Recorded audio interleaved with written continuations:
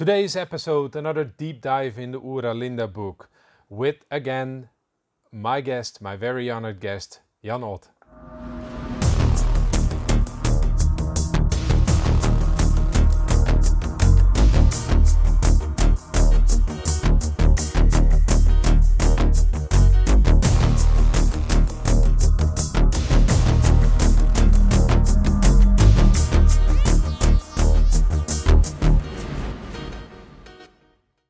And again, another Friday, another episode. Thank you all for watching. Today we have another special interview with my guest Jan Ott. He's sitting here right with me. Jan, thank you for coming to the studio. Thank you, Marco. It's beautiful to be in rural Friesland again. Absolutely, it is. Yeah, we're gonna talk again about the Oera Linda book today. And this time in English. This time in English, yeah. Last time we did it in Dutch.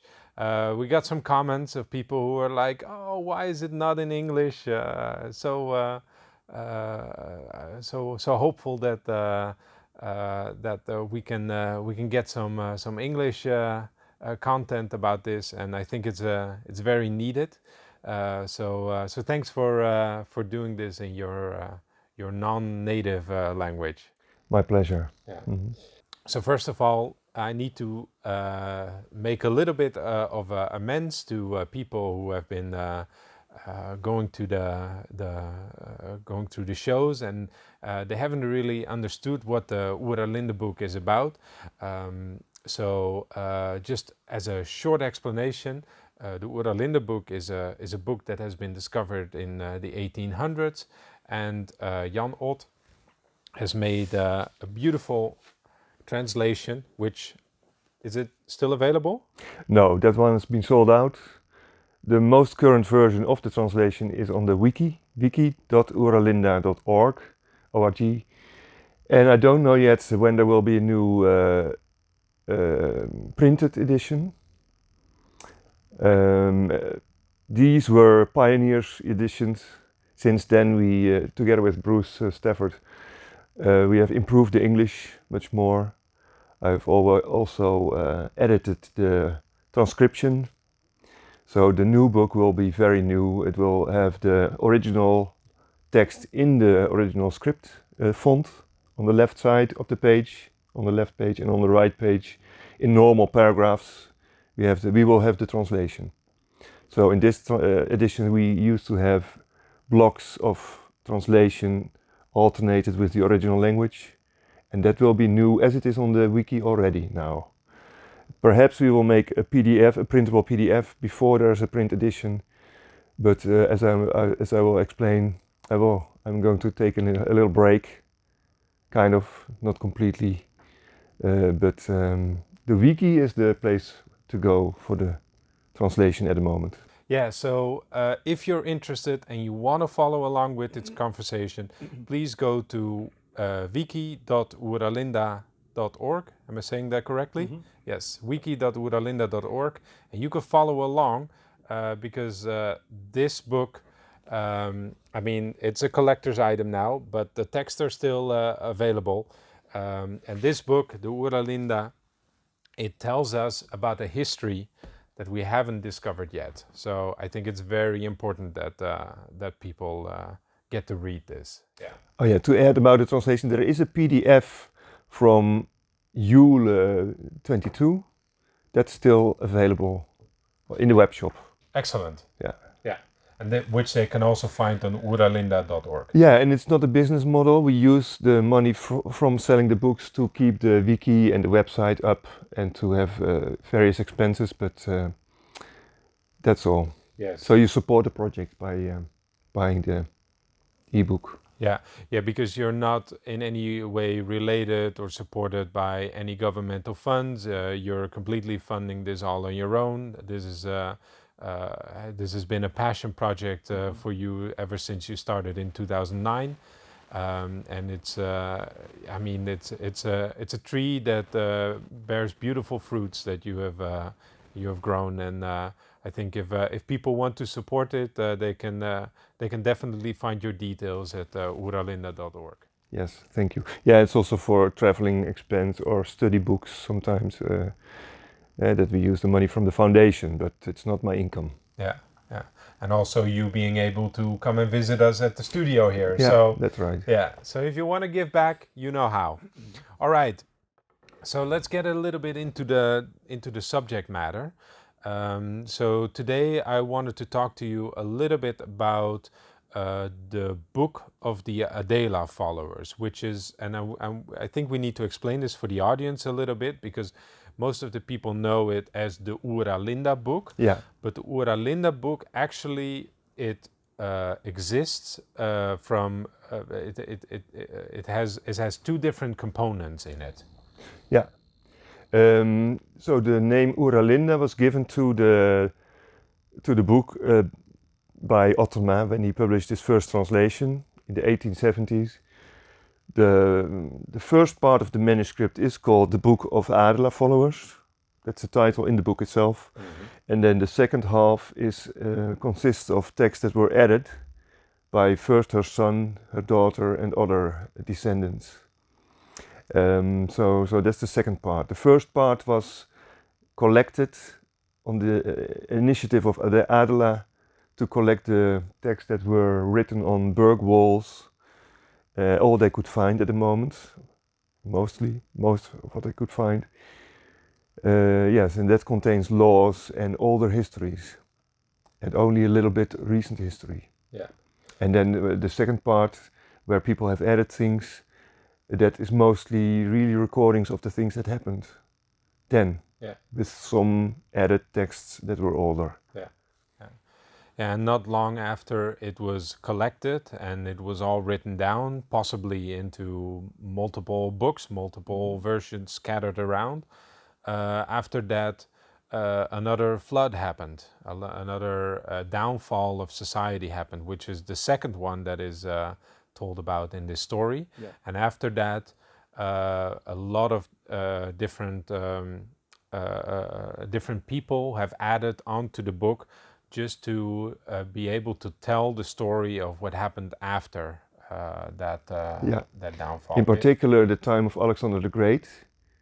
Shortly before that, there had been a cataclysm, at least in Northern Europe. So then the whole fleet of people came back. But that's in the second part, and today we are going to focus on the first. Absolutely, part. Yeah. Just sketching the context for people. So both parts are very interesting, and hopefully I can get you to invite you back, and we'll talk about the second part, because that's what you're focusing on right now with your research. But today, first let's talk about the book of the Adela Followers. Mm-hmm. So if I'm remembering correctly, and please help me if I don't, there was a gathering of all the burgmaids and the elderly people who were guiding the society back then, and there was a decision on this council. And it was mostly the advice of a woman called Adela, and her dictate was we should collect all the stories that are on the walls of the different burgs that were then scattered throughout all of the area that was then called Vrijheidsland, and we should collect them all into a book, and we should write them down. Mm-hmm. So we have a map. Yes, it's a reconstruction. Yep, please tell. Yeah, so it's not it's not an actual map, of course. It's a reconstruction of how it will probably have looked like in the, I think, late Bronze Age. And that I've used to show where I think the main burgs would have been. Right, which is over here. Those were at least the essential burgs where texts have been that were not elsewhere. So Vrijheidsburg on the northeast of this map. No, on the north actually. The northwest. Because it's a bit tilted. Yeah, sorry, yeah. Vrijheidsburg on Texel or Texeland. Mm-hmm. That's where that was the main burg. Then Walhallagara in what is now the province of Zeeland. There's still an island or a semi-island, Walcheren, that might have been named after that. The Waraburg in the center, it's still not very certain at this moment. I think it's about where Amsterdam now is, but others have located it more north. Medeersblik obviously has a relation to Medemblik, but it must not be exactly the same location. Right. It may have been on land that was later drowned, and then the name was given to a new settlement more inland. And the same goes for Stavia. There's now Stavoren in Friesland. Mm-hmm. But there's also old chronicles that suggest that there was an old Stavia that was more where there's now water. Yeah. There's also it has very old legends. Also, Stavoren. Also, lots of these places they had established cloisters, which were monasteries. Yeah, so they were very important for also later people. They're significant places. Yeah, and on this map you can also tell that they were strategic locations. Right. At the mouth of this inner lake, the Vliemar, the Vlie Lake. Yeah. Flevo. Yeah, and the Vlie Lake is where the text of Waraburg is located now, right? Yeah, at the mouth of what was used to be the Alderga. Yeah. And then to Forana, but that's a whole different story. Yeah, Forana would be somewhere around here. Yeah. So for Dutch people, they might recognize the map, but they might not even realize that such a civilization would be under their feet. Mm-hmm. Yeah. So what I think is important to understand about the book of the Adela Followers is that we're dealing with an entirely new kind of civilization that we haven't found anywhere back in our textbooks. We haven't truly understood the significance of what came before what people call the Anglo-Saxons, or before what is the origins of the Celts, what is the origins of different places. There's a lot of different characters in that are described in the book of the Adela Followers, which later on have been deified, which have become characters in mythological elements of people who reside in that area. Could you tell me a little bit about that? Yeah, it's tempting to think that we have a good understanding of the ancient past from the texts that became known in the time of the printing press. Then at some point it became interesting to mostly learned people. They wanted to, it was very popular to have these Latin translations of old manuscripts. And you must be aware that from the 1500s, after the Renaissance, most of these classical texts were published. Yeah. But if you look at how certain it is that these were authentic or that these were complete, it becomes clear that it isn't all that certain, and that it may very well have been a selection of what was then acceptable. Yeah. Because there was the Reformation at some point, and of course there was the power of the church and of the empires that were ruling in these years. The banks already from Florence and places in Italy. So there were some very rich people who were able to have books printed. Sometimes they offered a lot of money for manuscripts to be found, and then some years later they suddenly appeared. And there's good research now that suggests that some of these seemingly very old texts were actually produced then. Right. So they may actually have been, they often talk about Oera Linda as being a mystification or a fraud, but there will probably have been many frauds in that time that we now believe are classical ancient texts from Greek or Roman culture. Yeah. The counter arguments against the Oera Linda book might very well be very true for a lot of things that we now accept for fact. Yeah. And also, we tend to think that archives and libraries, academic libraries of universities, for example, that they have all there is to have from ancient books and manuscripts. And that most of it will be on the internet. But this is not true. It's there will be much more in private collections, in secret archives perhaps that are also private in a way. People, when 100 years ago you were collecting old books, it was possible to already buy books that are now so rare that they would cost a fortune if you would want to buy them privately. Then I recently also heard of a story of someone, an older man, who had a collection from his father, very old books, and he asked the archive, "Are you interested? My father used to study Oera Linda, and he has he had a collection of books."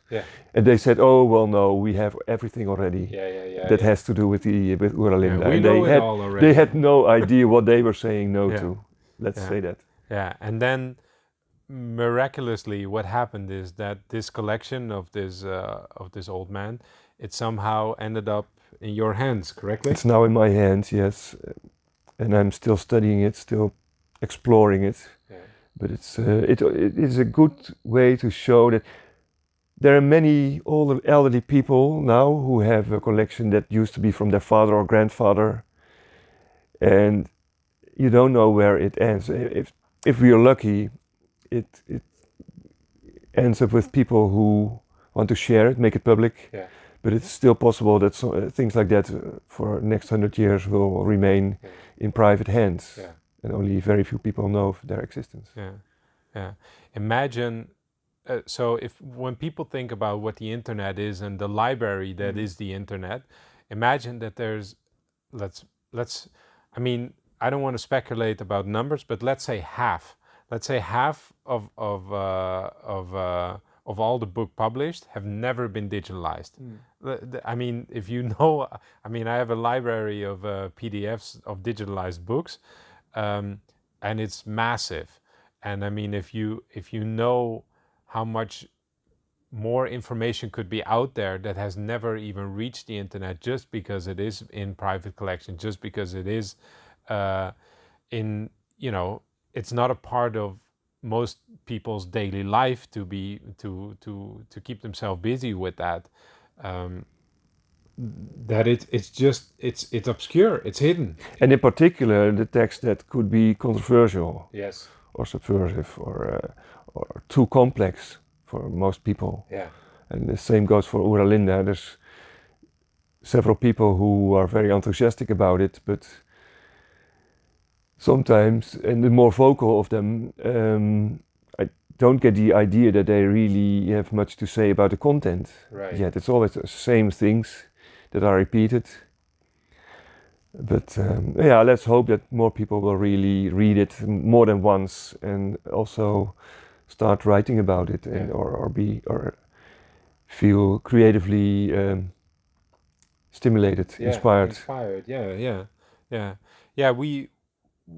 I think we can definitely say that with the translation of this book, it's just the beginning, and we have no idea how deep the rabbit hole really goes. However, we have found a little bit of the rabbit hole. So about the book of the Adela Followers, about the characters that are in there, we can kind of trace back the origin of people who have been mythologized, such as Odin, such as Neptune, Minerva, King Minos. They all appear to be part of this greater Fraian civilization that have existed in these lands. These stories, they were written on the sides of the berg walls, and then all of a sudden they were collected, and then they become this catalog of stories where all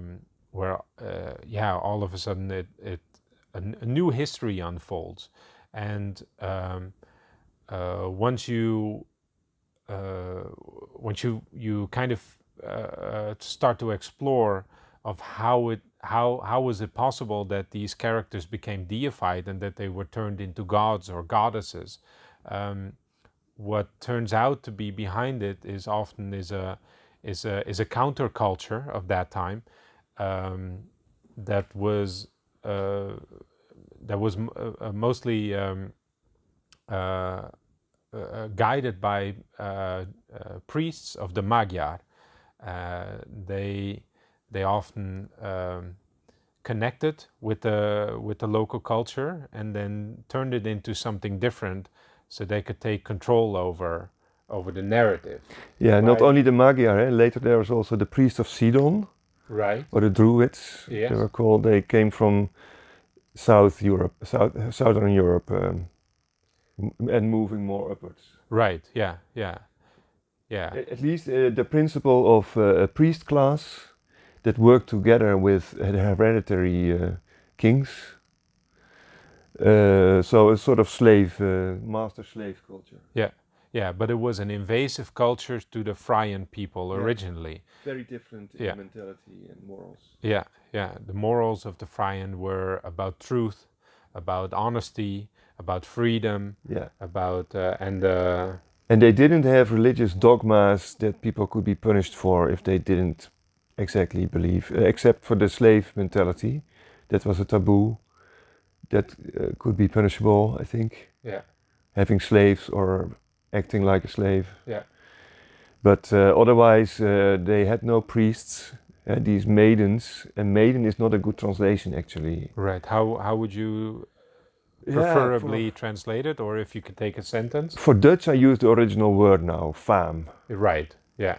In Greek culture, there's the personification of fame, which is also called fama or fame. Yeah.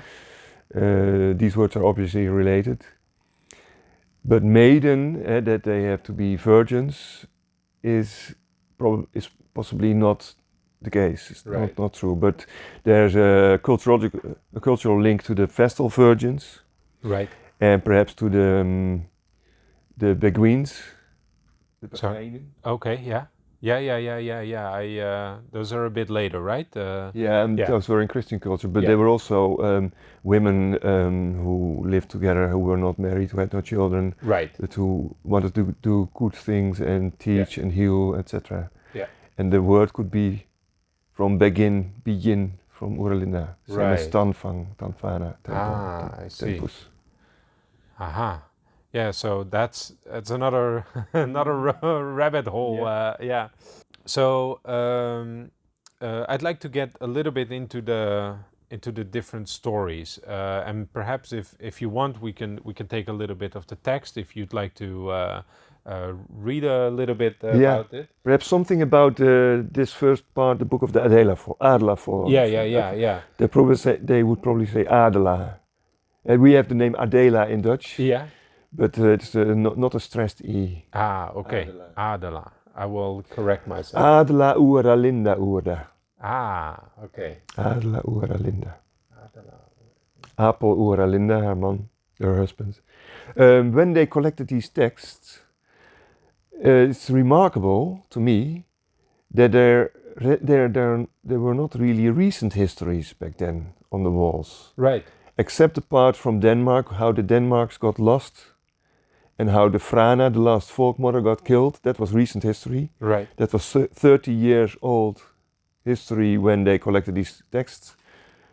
because it starts with the council that was 30 years after the last Volksmother was killed by the Supreme Magi. Yeah. But otherwise, the other texts, other histories were all much older. I think the most recent history, besides the Danish story, is from Ulysses. Yeah. Yeah. And that was already a very old story then. Yeah. Then the other stories about how Altland sank is even more, if that timeline would be correct, which I doubt, it would be a 1600 years old story. Right. The sinking from Altland at that time. Yeah. Yeah. But I think the Altland timeline was more used symbolically, Right. or as estimate, Yeah. than that they actively used Counted it like the this years. is the year after Yeah. Altland sank. No, it was used for old stories to somehow date them. But that's another story. That's why I think that the stories in the book of Adela Followers about Minerva and Kelta and the Geertmanna, that these were already very old stories in the time of Adela. And the laws, and some of them may have been written on these burghs relatively recently. Right. They may have been oral history for a long time. Right. And then perhaps a few decades or 100 years before Adela lived, they may have been written on the walls of these burghs. So that's something to be aware of. Some people, when they talk about Oera Linda, they say it's a it's from 2200 years before Christ. Right. No, the oldest story that's described is dated in their timeline from Altland. And when you calculate it with Hiddes timelines in his letter in the Oera Linda, from the Christian count and the Altland, then you can get to that old date of 2200 BC. But I don't think it was really that long ago. But that's another story. Yeah. I think the book of Adela Followers was compiled 2000 years ago. Yeah. And then the things that were added were until 1400 years ago. Right. At the time of the Romans was shortly after that. Yeah. And then this time of Charlemagne. Yeah. Which is that era. There's a little bit of. And then it's the newest history. Yeah. But Yeah. Exactly. Yeah.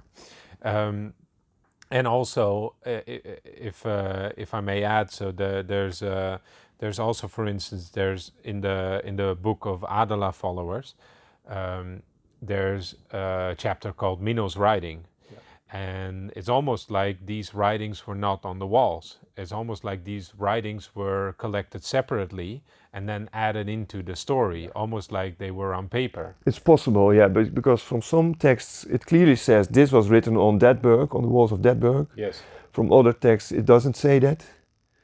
And although Adela said you have to copy all the texts from the walls of the burgs, Yes. if there would have been valuable texts on parchment or cloth or whatever, or even what you hang on the wall, woven, right, yeah. Textile, canvas, text on textile. Right, yeah. Textile, they would also have copied these. Right.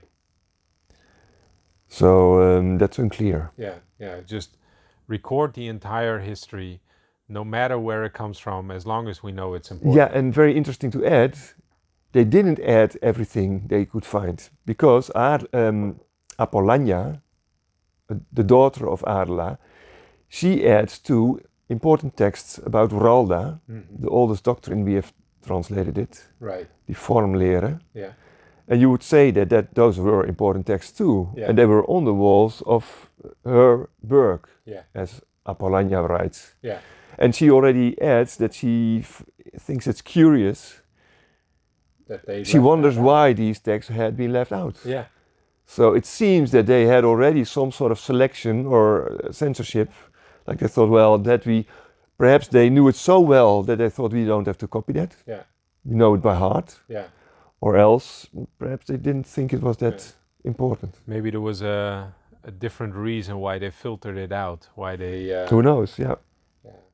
Maybe it was a text that was influenced by the Magyars, or maybe it was a different origin of that text. Yeah. You can only speculate. Yeah. Yeah. Well, that's what we like to do on this show. We like to speculate a little bit. A little bridge to something I forgot to mention earlier. Bruce Stafford, who has been the editor and helped me improve the English translation. Yeah. He has been making some very good videos recently, also about the oldest doctrine. And we have planned to make weekly or 2-weekly live stream together in English. So it's an idea. I don't know how it will work out, but earlier I said there was not much content, but for people who want English content, it's there next to your work on Oera Linda. So yeah, shout out to Bruce, by the way. Bruce, he translated the entire first episode that I had with Jan, and he made all the English subtitles happen. So thank you very much, Bruce.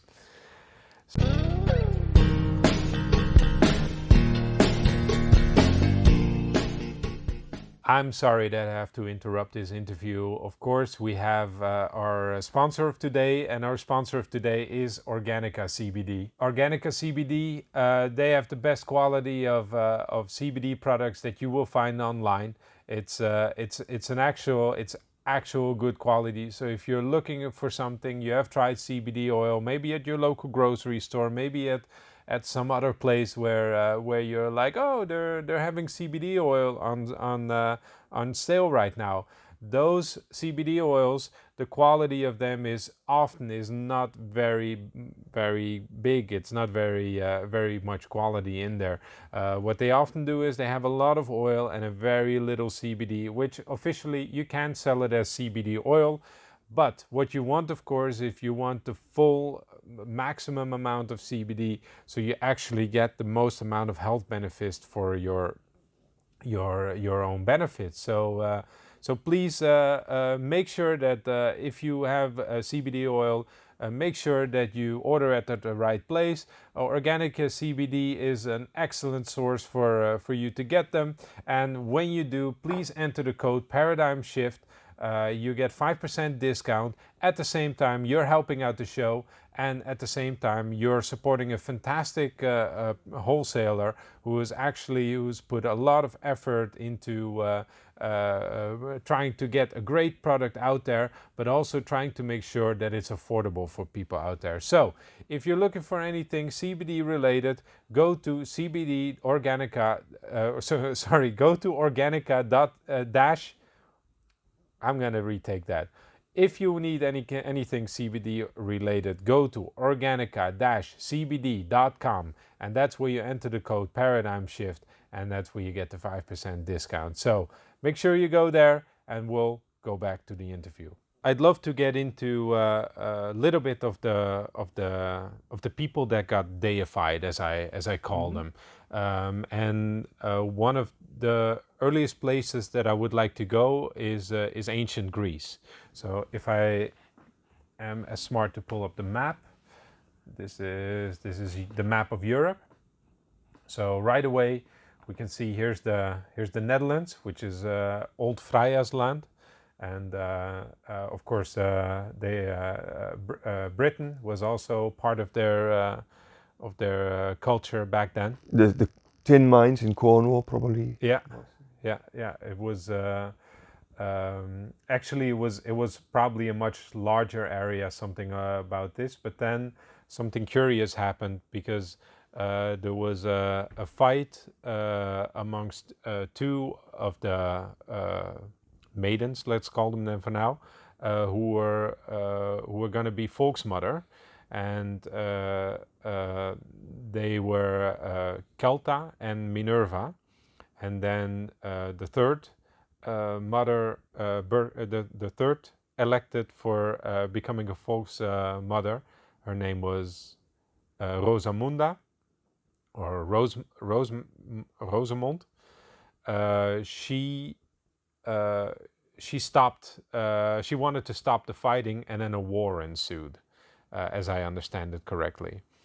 And then what happened is things escalated quickly because Kelta called up all the followers from her own country, which was around northern France, as I understand it. Probably. And then she went to England, Britain, and all the people who were banished there, because it was an area where people, if they committed a crime, they were banished to England, which is, for me, it's always interesting that the British did the same with Australia.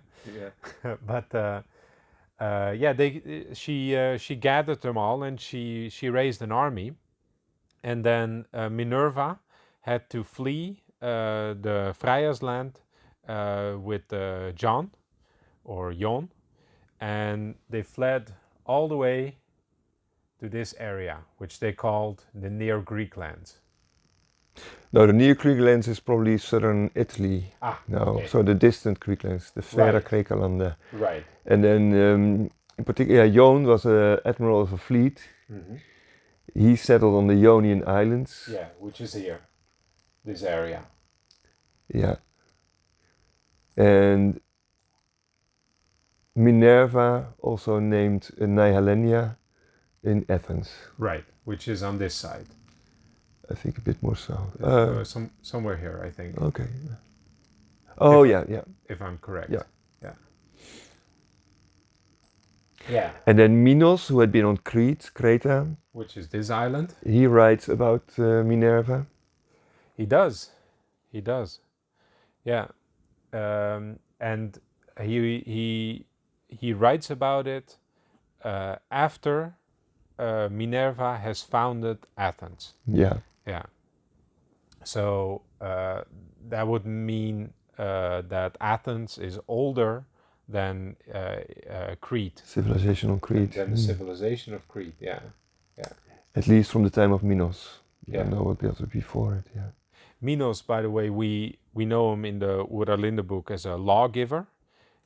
He's a person who knows a lot about laws. He knows a lot about how people should behave. He would have been a philosopher and a sea king also, I think, yeah. Right.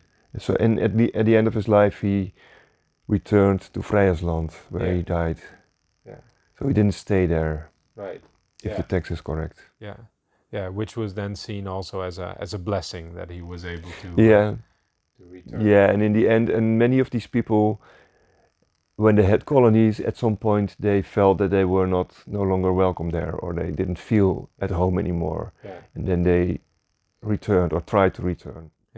Yeah, very, I think very exemplary is that Minos, who basically he started the civilization. He gave them all the laws of how to treat each other and how to treat themselves. There were a lot of slaves back there, but he told the people who held those slaves, well, everyone is free under Varalda.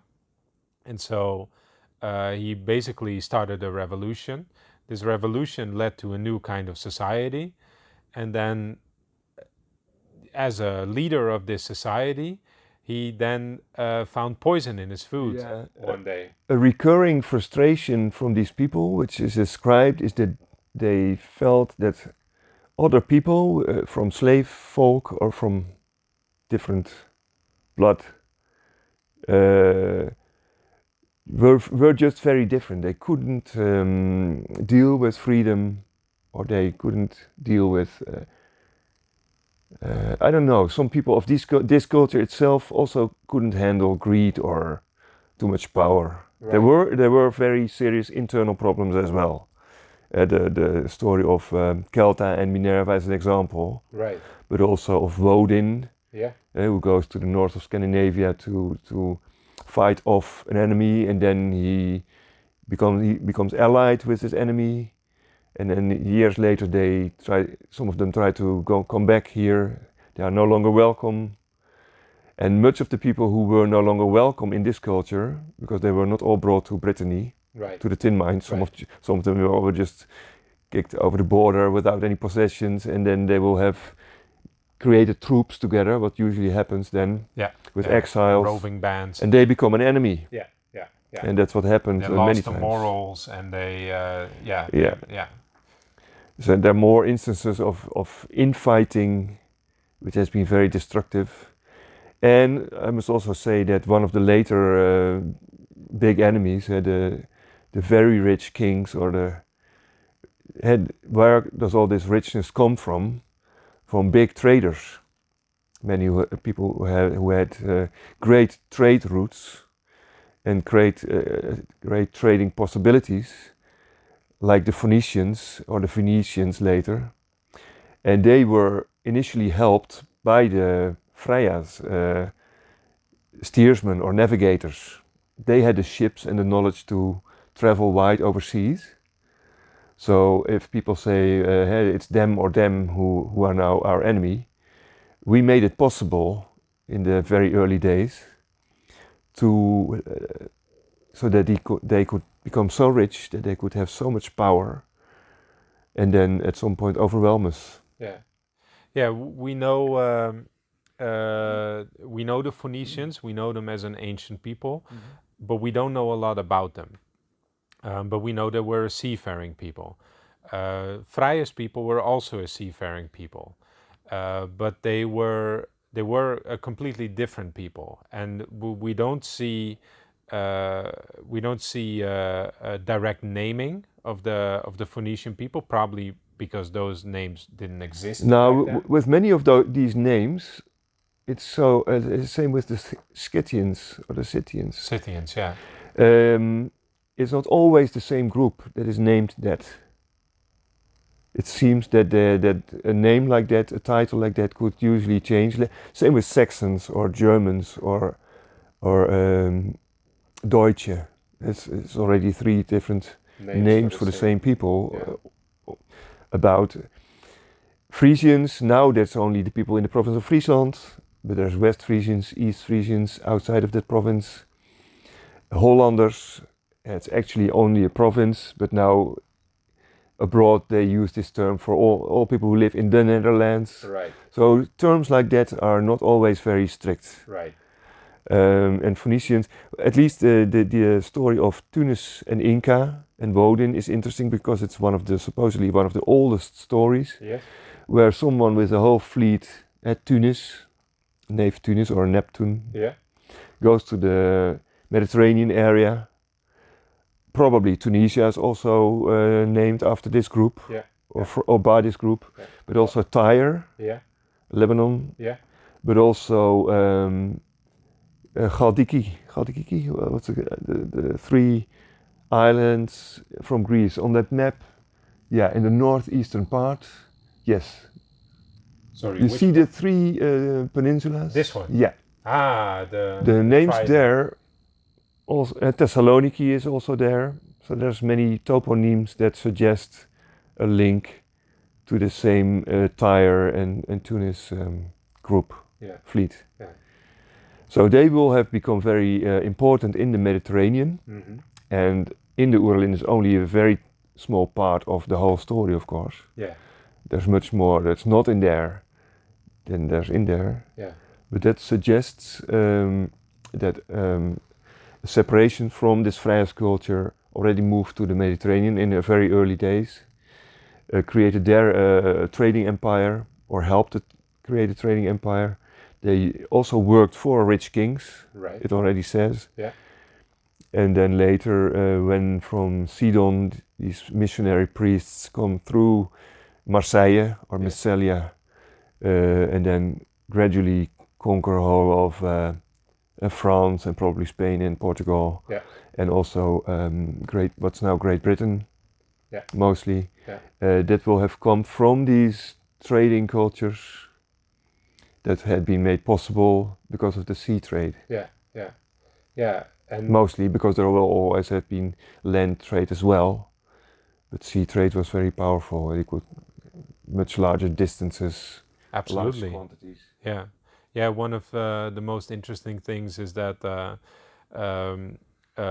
Heyerdahl, he one of the most famous things that he said is that the seas, they were not obstacles for the ancient peoples. They were highways for the ancient people, and it definitely appears to be true for the Vrijans people.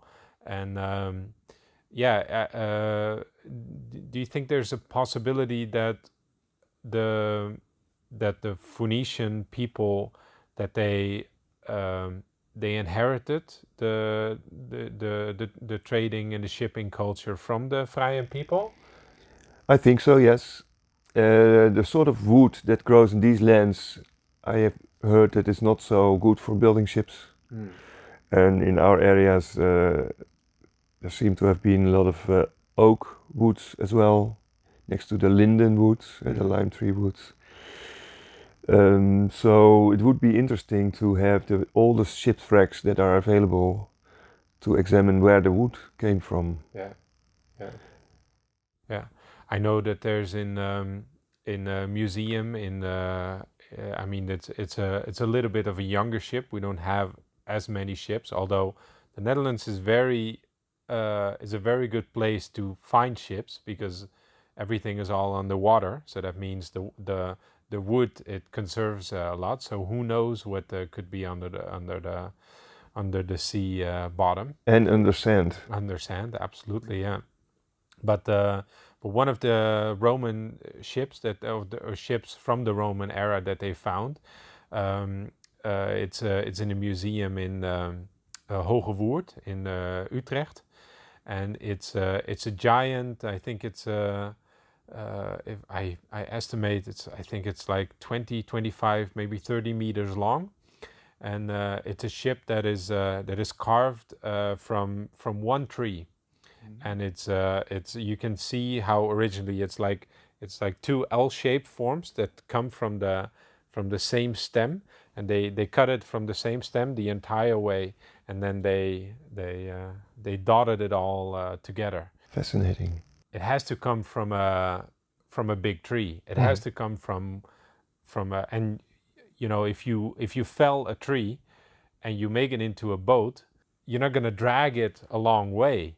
You're going to cut it right on the spot. And once you get it in the water, then you can get it a long way. But yeah, this was a river vessel, or as how the archaeologists describe it. Yeah. I know in Lebanon there were big giant woods of big trees, massive trees. Okay. But also, for me, there's no doubt that in the Netherlands and this area of Europe, there were also massive woods with giant trees. Yeah. Anyway, a little bit about the deification still. We have the story of Geert.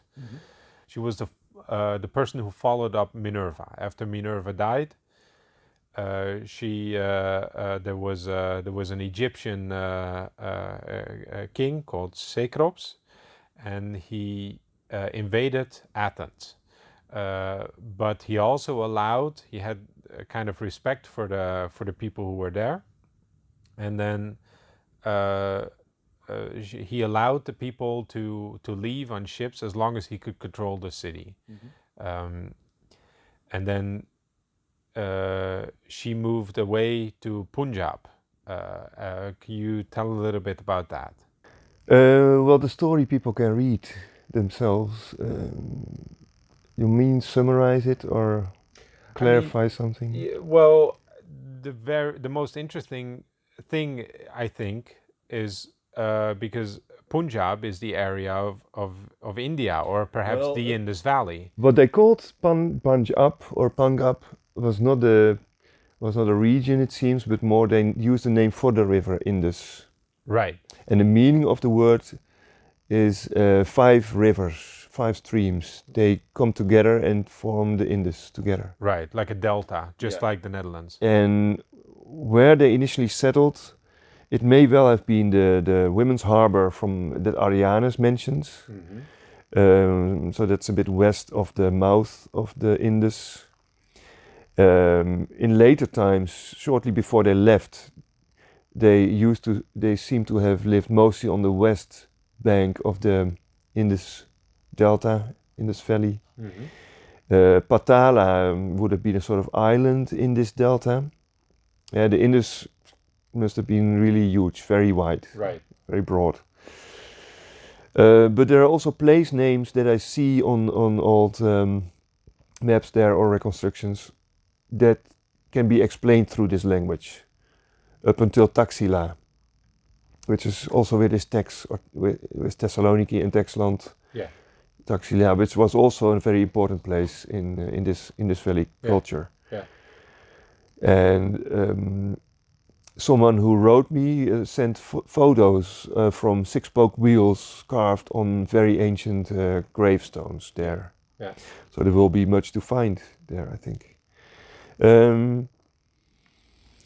So yeah, Geert moved with the whole fleet to that area. They became the Geertmanna. Karmania is a name that seemed to be related, not only there but also more west in Persia.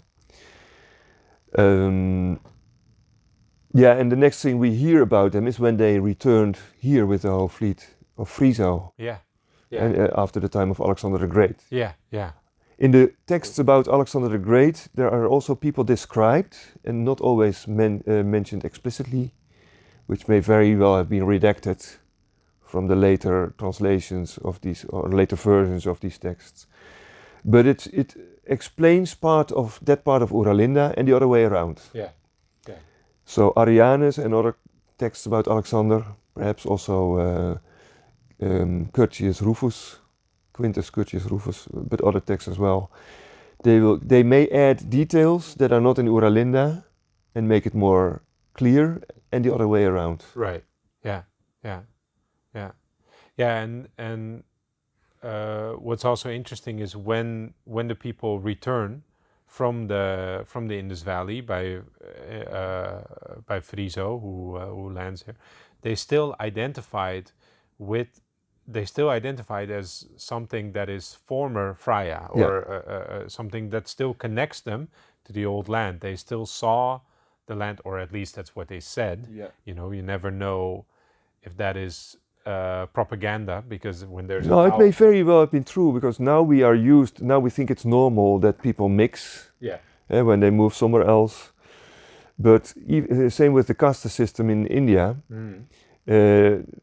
And there are cultures where people marry very strictly in a certain group and not outside of their group. Right. And it may happen, but those people who do that may be excluded. And similar with Iceland, which is isolated because it was an island. Yeah. That language has not changed in the last 1,000 years, also because the people made a conscious choice to keep it pure. And if this also was a part of the culture, that they aimed at keeping the language and the morals pure, which is also described in Oera Linda, then you can imagine that for hundreds of years a culture can remain relatively pure. And the same is seen in, for example, in the United States, where settlers have settled little villages. They sometimes are more traditional than the people here in the Netherlands. Absolutely. Yeah. Yeah. Yeah. I did some theater directing, and I was a theater assistant for some Frisian theater plays. And we traveled all around Friesland, where they speak Frisian. And then all of a sudden we moved out of Friesland. And I was like, do people here even understand what the play is about? But it was a group of people who lived outside of Friesland, who then gathered the money to be able to buy a Frisian theater play, so they didn't have to travel all the way to Friesland to be able to see it there. And the most curious thing for me is nowhere is it common in Friesland to sing the Frisian anthem before a theater play comes on. But there it was like, this is what we do. Yeah. It's like an institution of the culture, and we inherit it. Well, that's great. It's that's a community that has as one of its principles that they want to preserve a certain culture. Yeah. And that we should have more, I think. Yeah, that's beautiful. Yeah. Yeah, and you see it with other cultures as well. We have a lot of different cultures coming here in the Netherlands. you can see those cultures conserving their culture where they come from. They do, And as they should, but they should go back, I think. But if they're here, it's good to keep their culture. well, at the least, it's good for us to also conserve our culture. Yeah, true. Yeah. Yeah, and if at some point there's a community with certain values like this, I would be interested to join perhaps with my family. Right. Because that's, I hope, something for the future, because we live in a beautiful little village. But that would be ideal, to really have some a traditional community where people help each other, understand each other, and consciously are aware of their shared past and the value of it. Well, that's also what this show is about, because we're not just trying to be an information channel.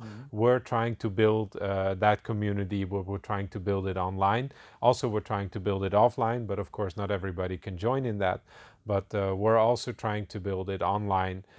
So we invite everybody who can stand behind those values to be a part of it. And yeah, that's why I'm very happy that you're willing to sit here and share this ancient wisdom with us. It's also a good moment to add here, perhaps, I don't know how much more time we have, is that I've now had a phase of doing various interviews, and there's still 2 more planned in the next few weeks, and then I intend to be a little more a bit more offline, less present on the internet, and more, for example, making the living space in our home bigger, because with 6 children, they're still young, but they will grow up, and then the space will become too small. So I have an attic to unclutter,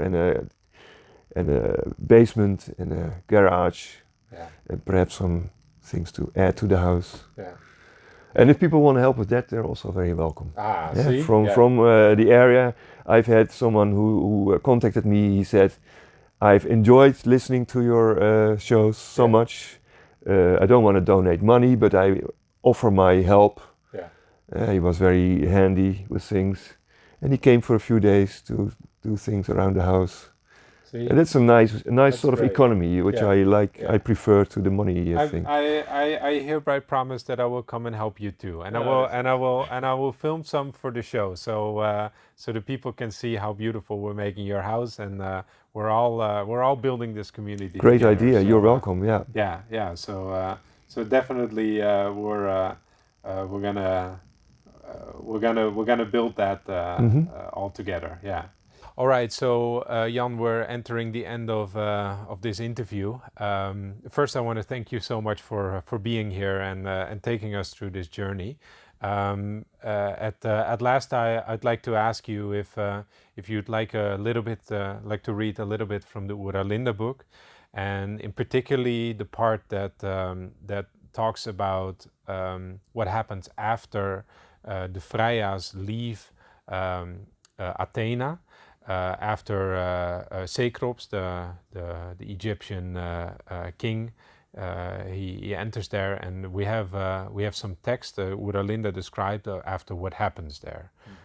So I'm gonna put this on so people can read along, and so if you want, you can start reading from the top. Yeah. So this is chapter, for people who want to read it, M. Right. And we're not going to start at the top. Athena in decline. Yeah, exactly. From the other Greeks you have surely heard many evil things about Cecrops, because he was not in good repute among them. But I dare say that he was a bright man, highly regarded, as much by the indigenous people as by us, since he would not exploit the people like the other priests, but was virtuous and knew to judge the wisdom of distant nations according to their value. Because of this, he allowed us to live according to our own book of jurisdiction. There was a rumor, though he himself never confirmed this, that he was favorable to us because he was bred of a Freya girl and an Egyptian priest, as he had blue eyes and many of our girls had been kidnapped and sold in the Egyptian lands. Whatever the case, he certainly showed us more friendship than all the other priests together.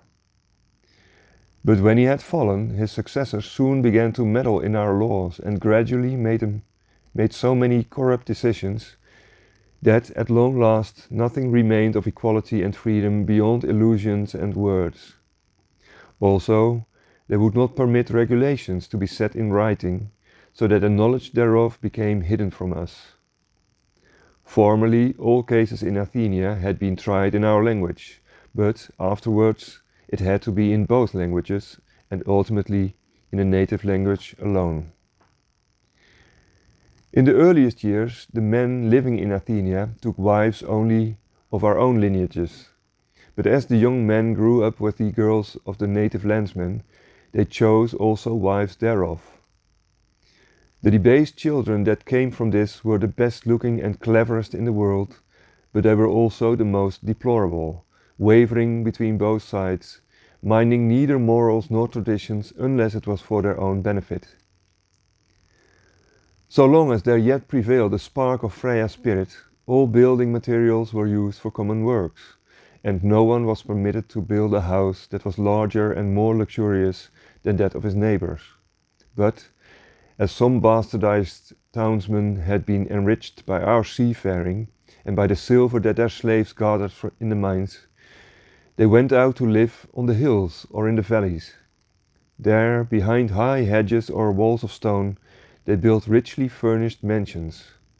And in order to win the favor of the vile priests, they placed in them statues of false gods and unchaste forms. Among the vile priests and princes, the boys were sometimes more desired than the daughters, and they were often led astray from the path of virtue through rich gifts or through force. Because wealth was much more important than virtue and honor to this spoiled and corrupted brood, one sometimes saw young men who adorned themselves with flamboyant clothing, to the shame of their parents and the maidens, and to the mockery of their kin. If any of our modest elders came to the General Assembly at Athenia and wished to protest about this, a cry would go up, "Hark, hark, a sea hag is about to speak." So Athenia has become like a swamp in the hot lands, full of blood-sucking parasites, toads, and venomous snakes, where no decent man would dare set foot. Right. It's the old saying that pride comes before the fall. Yes, there's some very interesting elements in this text, actually. Yeah. It's what's the one that's most significant to you From all, from it changes. right. Yeah, I think it will still be the primal history. Mm-hmm. It's a short text, more in the beginning, also from the book of Adela Followers. Yeah, and like I said earlier, it's the language that to me has done the most. Well, the most I don't know, but much more than if you only read a translation. If you really get into the old language and learn it, understand it, it becomes easier to read between the lines, which is always a way how I read anyway. It's not only what it says, but also what it doesn't say, Right. or how it says things, because that often reveals something about the thinking and the reasoning, Right. and that can be very telling. And that allowed me to make the new Dutch translation much more free, to not follow strictly the syntax or the choice of words from the original, but to find words and phrases to more make the text alive for our ears. Right. Because some words have remained the same. The word is the same, but the meaning has changed. And it's tempting to use the same word, but it doesn't mean the same anymore. So all the existing Dutch translations were very literal and thereby often not well understandable. Yeah. Or not correct. Well, thank you for sharing those thoughts and those ancient ways of thinking with us here today. And I hope to have you back in the studio soon, or perhaps it will be at your house. In We'll the see. mobile studio. Yeah. Exactly. Yeah. Well, that's still a secret that the audience doesn't know Okay. about. But yeah, there's some plans on the horizon, and yeah, we'll definitely have you back. Thank you so much for being here Well, today. Marco, I thank you. It was very enjoyable. Oh, It's always that's good to see you. yeah. Likewise. All right. Thank you guys for watching. Please make sure that you hit that like button down there. Make a comment down below because it surely helps out the algorithm. Be sure that you're subscribed. If you're subscribed, then you'll get more of this content, and it's all free. Don't bother doing anything else. Just those things. Also, if you think this should be shared by for in your local community, please share it on any platform that you like, be it X, Facebook, Twitter. Twitter's the same as X, Instagram, whichever one you would like. And yeah, we'll hope to see you soon. Also, don't forget to visit our sponsor. Our sponsor today is, of course, it's cbdorganica.com. Make sure that you go there, and we'll see you next week. Bye bye.